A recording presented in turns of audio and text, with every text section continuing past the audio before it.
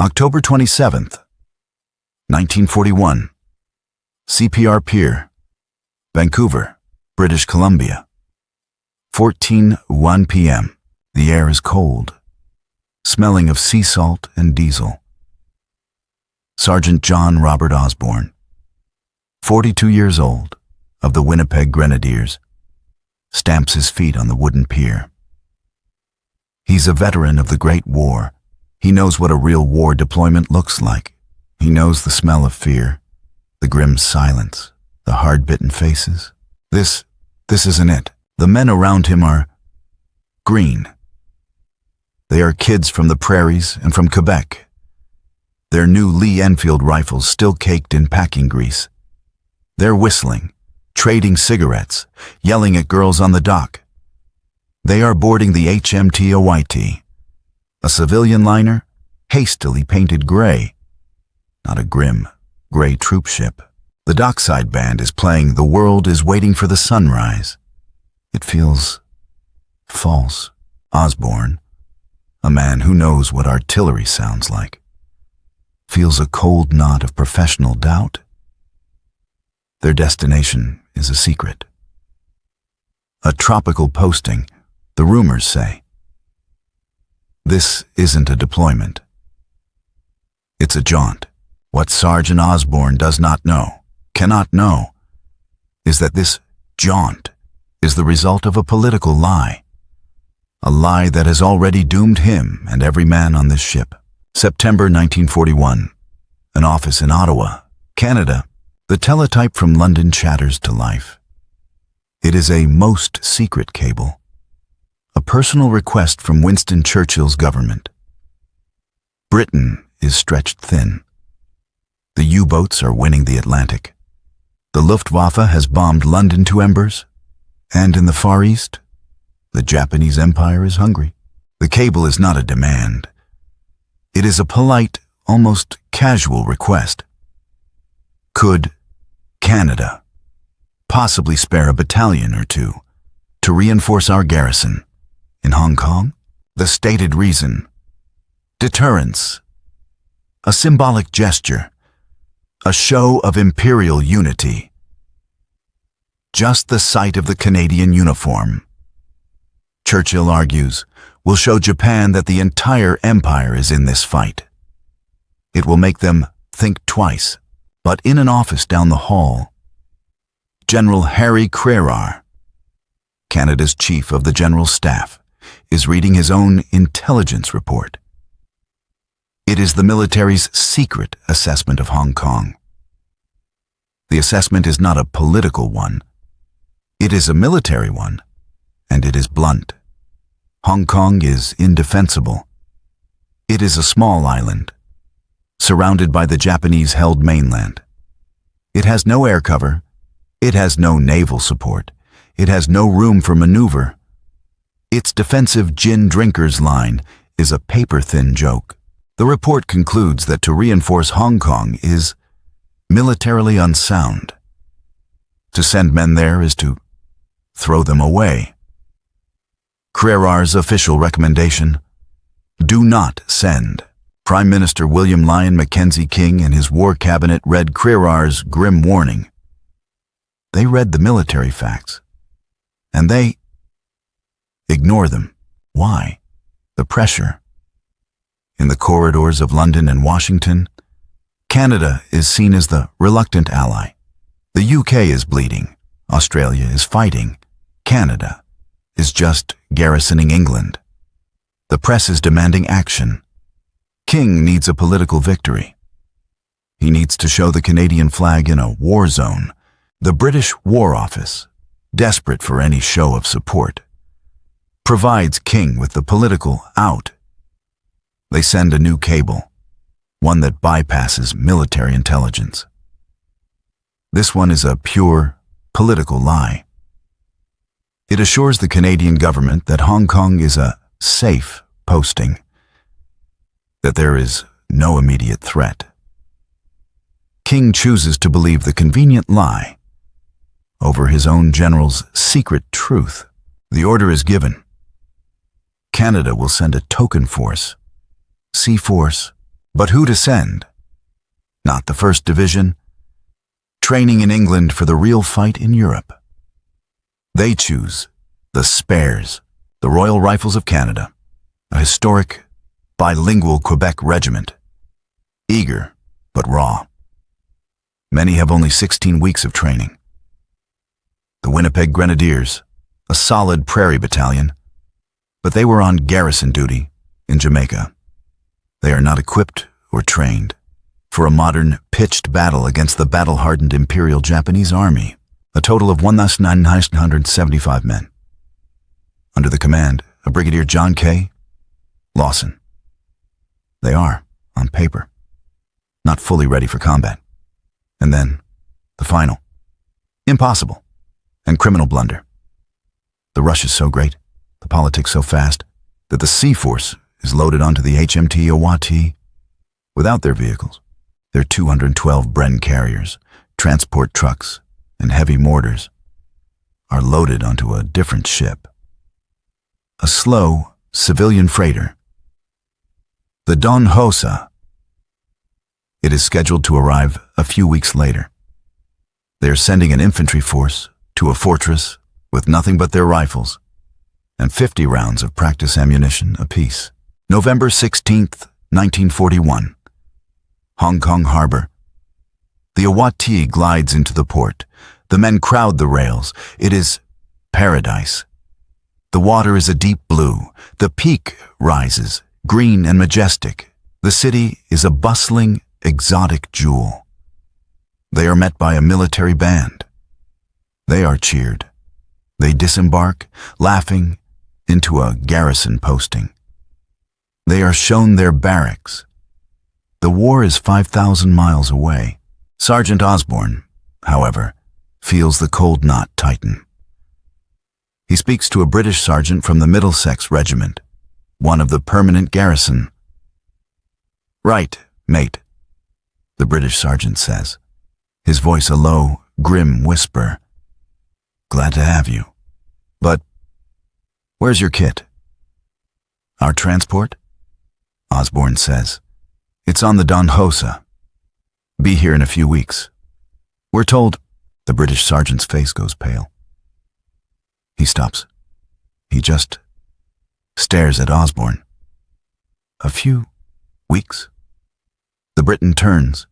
He looks north, across the harbor, towards the dark, rolling hills of the new territories, towards the border with mainland China. "Mate," he says, his voice so low Osborne can barely hear it. "The Japs. They're not in China. They're right there, on the border, 10 miles away. We have reports of thousands of them. We don't have a few weeks. We might not have a few days. And in that one sickening moment, the shock becomes real. This is not a safe posting. This is not deterrence. This is a trap. They are the bait. They have arrived, undertrained, undersupplied, and with no transport, to a suicide post. They are outnumbered 10 to 1. Their heavy equipment is, at this very moment, being rerouted to the Philippines, never to arrive. And they are completely, totally, impossibly alone. They are the first Canadian ground troops to be sent into combat in the Second World War. And they have been sent here to die. They have 21 days. November 17th, 1941, Sham Shui Po Barracks, Hong Kong. Larry 6 a.m. The bugle is a rude, brassy sound in the humid tropical air. Sergeant John Osborne is already up, his uniform already sticking to his skin. He looks out, not at a battlefield, but at a sprawling, crowded, impossibly complex city. The air smells of coal smoke, salt, and ginger. The trap is now their home. For the next 3 weeks, Sea Force lives a bizarre, schizophrenic existence. By day, they are a garrison force. The officers attend cocktail parties at the Hong Kong club. The men are given leave in the city, spending their new pay in the bars of Wan Chai, writing letters home that say, "This is paradise." By night, they are soldiers, but soldiers in a vacuum. The Winnipeg Grenadiers are assigned to the south shore of the island, the back of the fortress. They are to defend the beaches at Repulse Bay and Deepwater Bay. Osborne takes one look at his sector. It is a 2-mile stretch of sand and luxury villas.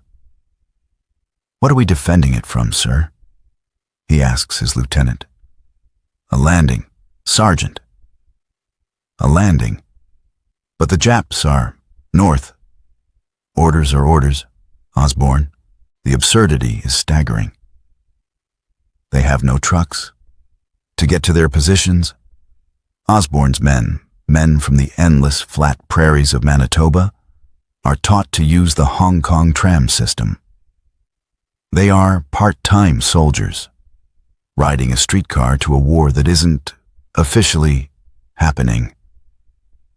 Their heavy mortars are still on a ship, somewhere in the Pacific. So, they practice with simulated wooden mortars. They are a token force, practicing a token defense. Meanwhile, the Royal Rifles of Canada are assigned to the East Shore, guarding the Lai Mun Passage and the Sai Wan Hill. They, too, are digging trenches in shallow, rocky soil with hand tools, staring at an empty sea. They are all facing the wrong way. December 1st, 1941. The Gin Drinkers Line. Mainland China, a British major of the 214th Punjabis scans the border hills with his binoculars. He has been doing this for a year. But today, it's different. The locals are gone. The villages on the other side are empty. The silence is absolute. He knows, in his bones, what this means. The Japanese are there. He sends a report. Unusual activity. Enemy presence confirmed. In Hong Kong, the report is filed. December 8th, 1941. 04:45 a.m. Sham Shui Po Barracks. Sergeant Osborne is asleep. He is dreaming of the cold, clean snow of Winnipeg. He is ripped from the dream by a sound, a deep, shuddering whoomph that is so powerful, it rattles the windows out of their frames. He is on his feet, his great war instincts screaming, before he is even awake. "Air raid! Air raid! Get to the bloody slit trenches!" He roars, his voice a gravelly bark. The barracks erupts. The kids, the jaunt soldiers, are frozen, confused. Whoomph! Crump! Whoomph! A stick of bombs, released with precision, walks across the barracks square, the transport shed, the one that was supposed to hold their non-existent trucks. Vanishes in a flash of orange. "This ain't a drill, you bastards!" Osborne screams, physically shoving men out the door. They tumble into the slit trenches, their hands raw, as the next wave of Japanese Ki-36 Ida bombers, flying low, strafes the camp. A young private from Quebec, a Royal Rifle, is hit. He slumps silently into the mud. He is the first Canadian ground soldier to die in the Second World War. He has been in paradise for 21 days. The shock is not just the attack. It is the timing. A runner, his face pale, finds Brigadier Lawson. "Sir, the radio, the Americans. They've been hit. Pearl Harbor, the Japs. They've hit everyone." It was not a token show of force. It was a plan. A vast, coordinated, trans-Pacific plan. And Hong Kong was not a deterrent. It was target number 2. 08:00 a.m., the Gin Drinkers Line. As the bombs rain down on the island, The real attack begins. Lieutenant General Takashi Sakai, a veteran of the butchery in China, does not probe. He does not warn. He unleashes the 38th Division, 30,000 battle-hardened, fanatic, professional soldiers. They hit the thin, 3-battalion British Dark Indian line like a sledgehammer. The British plan was to hold the mainland for 3 weeks. The Japanese plan is to take it in 3 days. The key is the impregnable Shingmun Redoubt, a concrete fortress, the linchpin of the entire line. It is held by one company of Royal Scots. That night, in a driving rain, a single Japanese company, led by Lieutenant Genzaburo Wakabayashi, scales the impossible cliffs behind the redoubt. They do not use guns. They use knives. They slip into the trenches, in the dark, and they butcher the sentries in a 4-hour, close-quarters, hand-to-hand fight. The redoubt falls. The gin drinkers' line, the key to the mainland, is broken. In less than 10 hours, December 11th, 1941, the island of Hong Kong. Sergeant Osborne, his men now in their battle positions on the south shore, listens. He listens to the sound of a total, catastrophic defeat. He's 10 miles away from the fight. He's watching. His side be destroyed. The sky is black with the smoke of the Kowloon oil depots, set alight by the retreating British. And then he sees them, the survivors, the Royal Scots, the Punjabis, the Rajputs. What's left of them? They are coming, in a desperate, panicked, Dunkirk-style flotilla of junks, ferries, and sampans across the harbor. They are abandoning the mainland. They are running. The British Major General Maltby has been beaten. The 3-week plan lasted 72 hours. The island is now a prison. The Canadians, the token force, are no longer the garrison. They are now the front line. December 13th, 1941. Kowloon, mainland side. A Japanese officer, in a white car, under a white flag, drives to the harbor. He carries a message from General Sakai. The message is simple: surrender or be annihilated. The governor of Hong Kong, Sir Mark Young, sends back a 1-sentence reply. The governor and commander-in-chief of Hong Kong declines to receive any communication on the subject of surrender. On the south shore, Sergeant Osborne hears the reply. He is told to stand to. He checks his rifle. He looks at his 50 rounds of ammunition. He looks north, across the harbor. On the hills of Kowloon, he can see them. The Japanese. They are setting up artillery. They are not 10 miles away. They are 1 mile away. And they are looking right down on them. The suicide mission is about to begin. December 15th, 1941. 10 a.m. A slit trench. Repulse Bay, Hong Kong Island. The sound is a scream. A constant, high-velocity whoosh, followed by an earth-shaking crump. It has not stopped for 2 days. Sergeant John Osborne is trying to eat a piece of cold bully beef, but his mouth is full of grit. The Japanese artillery, now perfectly zeroed in from the Kowloon Hills, is dismantling the island. He can see the shells landing on the peak, the rich civilian part of the island. He can see the smoke everywhere. This is not a battle. It is a beating. The token force is now just a target. His men, the grenadiers, are huddled. They are terrified. They are 10,000 yards from the nearest Japanese soldier. But they are, in every sense, already in combat. They are being shelled relentlessly by an enemy they cannot see, and they are still facing the wrong way. They are guarding the South Shore, a beach where no invasion will ever come. The real fight, Osborne knows, will be on the North Shore, just across the harbor.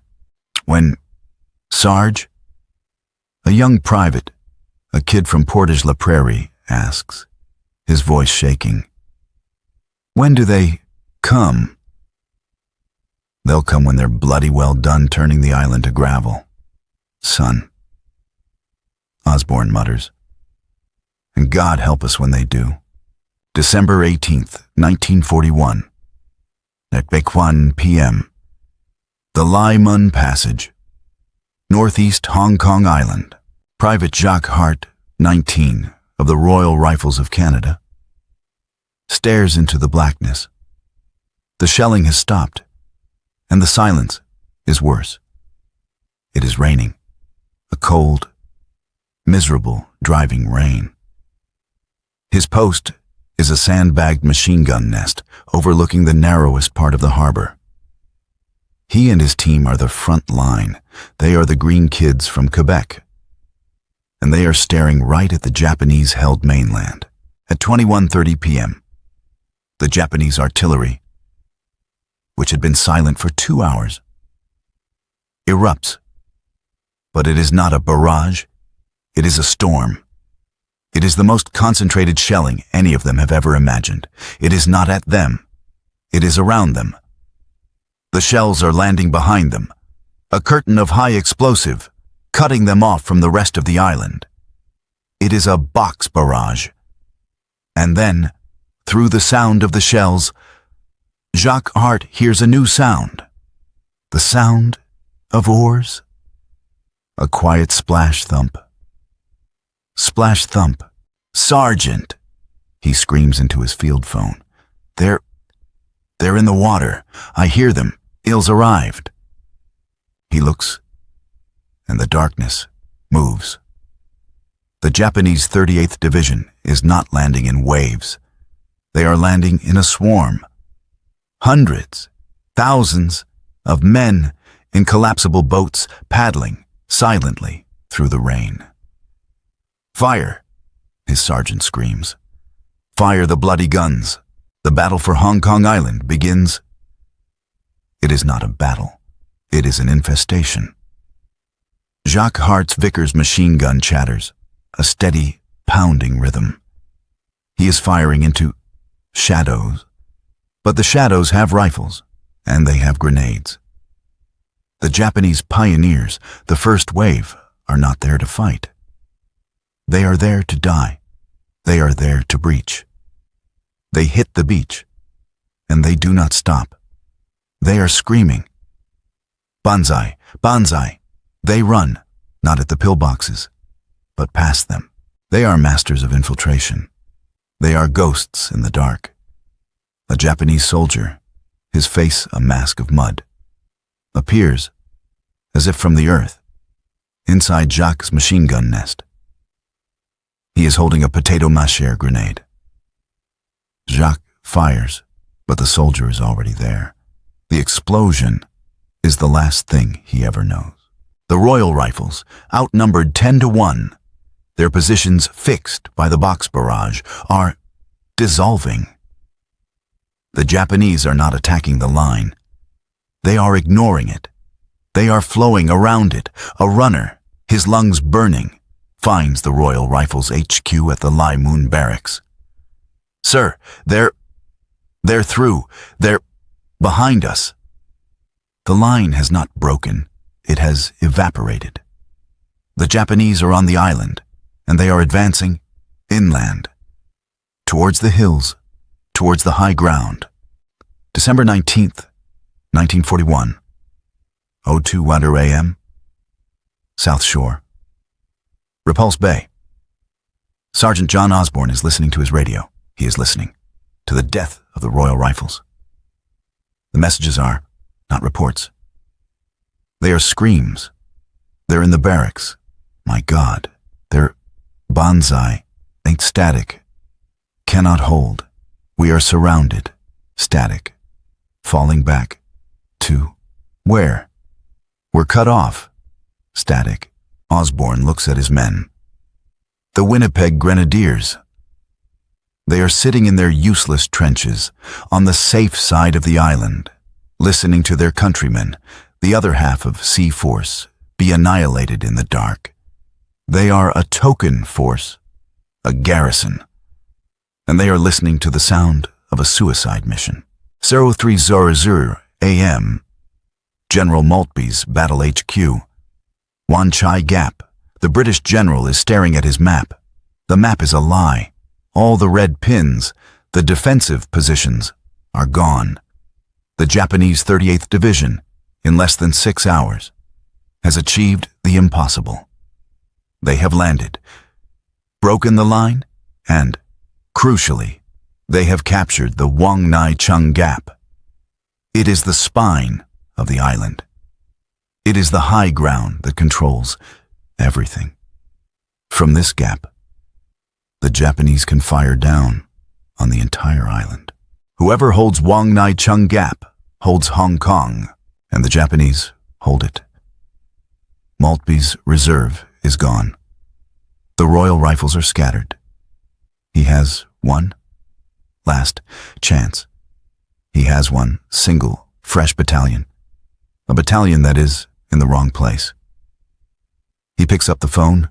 He gives the last desperate, impossible order. 0400 AM. Osborne's Trench. Repulse Bay. A runner. His motorcycle steaming. Skids to a halt. He finds Osborne's CO. The order is insane. The Winnipeg Grenadiers are to abandon the South Shore and counterattack east into the Wang Nai Chung Gap. Osborne's jaw drops. He knows the gap. It's 10 miles away. Sir, how? We have no trucks. You will run, Sergeant, the CO says, his face a gray mask. You will run. We're to counterattack? In the dark? Into a gap? That the Japs are already in? Yes, Osborne looks at his kids. The Prairie Boys. The garrison troops. They have been in paradise for 21 days. They have been shelled for 3. And now, they are being ordered to fix their bayonets, run 10 miles, and charge uphill into the guns of the victorious, battle-hardened 38th Japanese Division. The jaunt is over. The real suicide mission has just begun. December 19th, 1941, 05 AM. The winding road to Wang Nai Chung Gap, Hong Kong Island. It is pitch black. It is still raining. And Sergeant John Osborne is running. His lungs, 42 years old and seasoned by 1,000 cigarettes, are on fire. The humid, 70-degree air is a wet, hot blanket. Around him, his entire company. Company of the Winnipeg Grenadiers is doing the same, running, in full, 60-pound battle kit. It is a 10-mile advance to contact without trucks. Keep up, you prairie dogs. Osborne gasps, his voice a hoarse whisper. This ain't a bloody picnic. But it is a nightmare. They are running through a city that is collapsing. Shells, from their own side, are screaming overhead, firing counter-battery at the Japanese guns in Kowloon. Japanese shells are screaming back. They run past panicked Chinese civilians, pulling carts loaded with everything they own. They run past abandoned, burning trams. They are a battalion of ghosts, running from a battle they've already lost to a battle they cannot possibly win. 06:30 AM. The base of the Wang Nai Chung Gap. The sky is a bruised, gray-purple. The rain has eased, and the gap is not a gap. It is a valley, a deep, winding, 3-mile-long pass through the mountainous spine of the island. It is a crossroads of 5 major roads. It is a maze of steep, scrub-covered hills, villas, and ridges. And the Japanese 38th Division is in it. They are above them. Brigadier John Lawson, the Canadian commander, has arrived with them. He sets up a headquarters in a concrete bunker, part of the island's now useless defensive network. His face is a gray mask. He knows what this is. A Company. An exhausted staff officer relays the order. Is to take Mount Butler. Osborne looks up. Mount Butler is a 1,000-foot peak of rock and scrub, looming over them in the dark. A peak that, Osborne is certain, is already crawling with Japanese machine gun teams. Right, Osborne says, his voice flat. He checks his Enfield. He checks his grenades. He looks at his kids. Their faces, in the gray light, are white. Their eyes huge. All right, lads, he says, his voice surprisingly gentle. This is what we came for. Fix bayonets. 07:15 a.m. The slopes of Mount Butler. A Company is climbing, and they are dying. It is not a charge. It is a crawl. The Japanese are not soldiers. They are snipers. They are ghosts, tied into trees, hidden in rock crevices. They are masters of infiltration. They are letting the Canadians pass them and then shooting them in the back. Sarge! A private, a 19-year-old from Brandon, screams, clutching his side. They're behind us. Keep climbing, Osborne roars. Push! Push to the top. They are not fighting for ground. They are fighting for survival. Osborne, his great war instincts on full alert, knows this is wrong. This is not a line. This is chaos. He spots a glimmer of steel in a cleft of rock. 20 yards up, a Japanese Type 92, woodpecker heavy machine gun. It hasn't fired. It is waiting. Waiting for the main body of the company. Grenade, Osborne yells. He doesn't wait. He pulls his own Mills bomb, yanks the pin, counts 1, 2. He stands, fully in the face of the enemy, and lob throws the grenade, underhand, like a cricket ball. It is a perfect throw. The grenade lands. Thump, right in the nest. The explosion is a muffled crump, followed by a high-pitched scream. Right, Osborne yells, his blood now hot. On your bloody feet. Charge. He is 42 years old, but he scrambles up that rock face like a 20-year-old. He is the first one into the nest. The 3 Japanese soldiers are dead, or dying. He has done it. He has saved his platoon, but he looks down, and his blood runs cold. From his new vantage point, he can see the whole battle, and it is a disaster. A Company is gone. It is not a company. It is 20 men here, 10 men over there, pinned down, and below him, in the valley, he can see the Japanese. Not a platoon, a battalion. They are swarming all over Brigadier Lawson's new HQ. So 7:30 a.m. Brigadier Lawson's HQ. Lawson is on the radio, his last call to General Maltby. His voice is calm, eerily calm. The Japs are all around me. They've broken in. I am surrounded. A burst of machine gun fire. So close it's in the room. Crackles over the radio. I am afraid, Lawson says, that I must go outside. I am going outside to fight with my men. The line goes dead. Brigadier John K. Lawson, commander of C-Force, steps out of his bunker. 45 Webley pistols in his hands, and is murdered in a hail of Japanese machine gun fire. The Canadian command is gone. 08:00 a.m. Mount Butler. Sergeant John Osborne does not know this. He only knows he must hold. He has, with his 15 surviving men, taken the peak. But the victory is a trap. They are now the highest point. They are an island in a sea of Japanese. And the Japanese are counterattacking. Not with rifles, with grenades. They are crawling up the other side of the hill. And they are lobbing them over the crest, into the Canadians' shallow, rocky scrapes. Thump, whistle, boom. A man to Osborne's left. His legs are just gone. Thump, whistle, boom. 2 more. Gone. Get your heads down, Osborne screams. Get low. He is running from man to man, bandaging, reloading, fighting. He is not a sergeant anymore.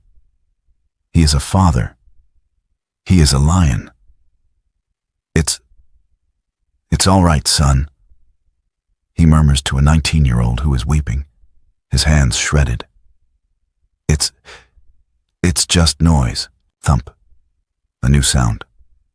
A potato masher grenade. A Japanese Type 97 lands perfectly. It lands with a soft, dusty thud in the middle of the scrape. It lands right at the feet of 6 of his men, including the boy he was just calming. They all freeze. They are 19. They are in paradise. This is not real. John Osborne is 42. He is a veteran of the Somme. He knows what this is. He has 1 second. He does not think. He acts. Get down, he roars. He sees the face of the kid from Brandon. He sees the confusion. He shoves the kid hard, backwards, out of the pit. And then John Osborne turns and dives. He dives, not away from the grenade. He dives onto it. He covers the 2-pound, high-explosive, Japanese grenade with his own 42-year-old body. The 19-year-old from Brandon, his face in the dirt, looks back, his eyes wide.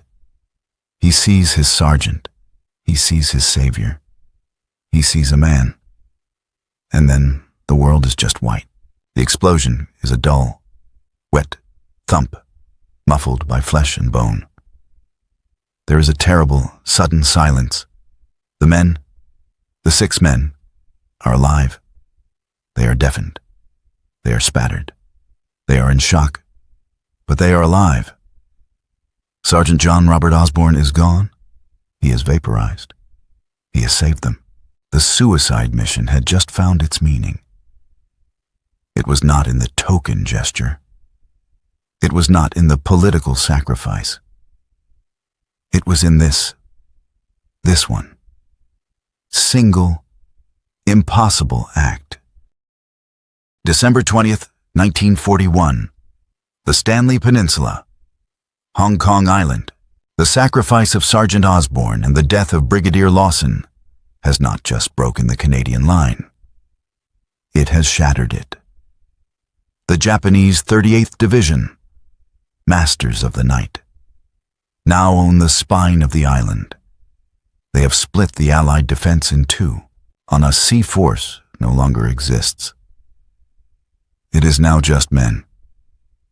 Scattered, terrified, leaderless men in isolated pockets with no radio, no orders, and no hope. Private Gilles Lemaire, 19 of the Royal Rifles of Canada, is one of these men. He was at the Lai Mun barracks when it was overrun. He does not know how he is alive. He is now in a different part of the island, part of a scratch force, a mix of 20 Canadians, 10 British Royal Engineers, and 5 local volunteers defending a roadblock that leads to nowhere. He is out of ammunition for his Enfield. He has been given a .45 Thompson submachine gun, a weapon he has never been trained to use. What are the orders, sir? He asks a British captain, a man he has never seen before. The captain, his face a mask of dried blood and 72-hour-old stubble, just laughs, a high-pitched, barking sound. Orders, son? The order is, hold. Hold what? Hold this. For how long? Until we are relieved? When will we be relieved? Never. The shock is no longer the betrayal. The shock is the reality. The Japanese are not fighting them. They are hunting them. They are using the captured ridges to fire down, with mortars and machine guns, on every road, every building. And they are not taking prisoners. Reports are now filtering, man to man, not by radio, but by the terrified whispers of survivors of atrocities. At the Saiwan barracks, captured Royal Rifles were not captured. They were bayoneted in a ditch. The suicide mission has become a massacre. December 24th, 1941. Christmas Eve, 23 Brest p.m., St. Stephen's College. The college. A beautiful brick building on the Stanley Peninsula is not a fortress. It is a hospital. It is packed, wall to wall, with over 150 wounded. Wounded Canadians from the Royal Rifles, wounded British, wounded Indian soldiers. The only defense is a handful of exhausted, walking wounded soldiers, including Private Gilles Lemaire, who has been pushed back and back and back, until this is the last line on the peninsula. The only medical staff, 2 doctors and a handful of exhausted volunteer nurses. Gilles sits on an ammo box at the main door. He can hear inside the sound of a man screaming as a doctor amputates his leg without anesthetic. He is drinking cold, foul-tasting tea. It is Christmas Eve. He thinks of Quebec, of the snow, of midnight mass. They won't. His mate, a grenadier from Winnipeg, whispers, his teeth chattering. They won't. It's a hospital. The flag, the Red Cross, it's on the roof. Gilles says nothing. He has seen the other side of the Japanese. He has seen the bodies in the ditches. They will. Gilles whispers back, at 02 a.m. Christmas Day, the impossible happens. The Japanese 229th Infantry Regiment attacks the hospital. They do not ask for surrender. They kick in the doors. They do not take prisoners. They begin. Gilles fires his Thompson, Bur Eki. The gun, alien and heavy, leaps in his hands. He shoots the first 3 Japanese soldiers who storm the door. He is a soldier. For 10 seconds. And then a bayonet comes out of the darkness. It is not a stab, it is a lunge. It hits him in the chest with the force of a truck. It lifts him off his feet and pins him, like an insect, to the wall. He looks down at the face of the Japanese soldier. The man is smiling. Gilles Lemaire. 19. Dies. The Black Christmas Massacre has begun. The Japanese, fueled by sake and victory madness, swarm the building. They go from bed to bed. The wounded, the men who cannot fight back, are bayoneted in their beds. The 2 doctors who try to stop it are shot. The nurses are dragged, screaming, into a side room. This is the suicide mission. This is the token force. This is the end of C-Force. December 25th, 1941. 15:15 p.m. The governor's office. Governor Sir Mark Young is staring at his last, final, desperate report. There is no force. There is no island. There is just murder. The water supply is gone. The hospitals are being massacred. The line is a fiction. He walks, under a white flag, to the Peninsula Hotel, to the Japanese headquarters. He signs the unconditional surrender. The Battle of Hong Kong is over. It has lasted 17 days. The jaunt is over. The political sacrifice is complete. Of the 1,975 Canadian C-Force soldiers, 290 are dead. killed in the 17-day, impossible fight. 264 more will die in the next 4 years. They will die of starvation, of diphtheria, of torture. They will die in the mines of Japan and in the slave camps of Hong Kong as prisoners of the garrison they were sent to deter. The 1,400 survivors, the men who lived, they were the first Canadian combat troops to see action in World War II. They were the last to come home.